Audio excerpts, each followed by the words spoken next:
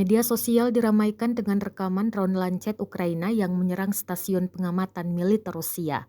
Rekamannya beredar di Telegram pada Rabu 15 Maret 2023. Dalam keterangan unggahan disebutkan, pejuang dari Batalion Stupna Ukraina menggunakan drone Lancet untuk menghancurkan stasiun pengamatan Murom M Rusia.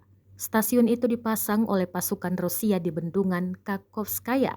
Ledakan dahsyat terekam jelas. Rekamannya pun menuai berbagai komentar dari warganet.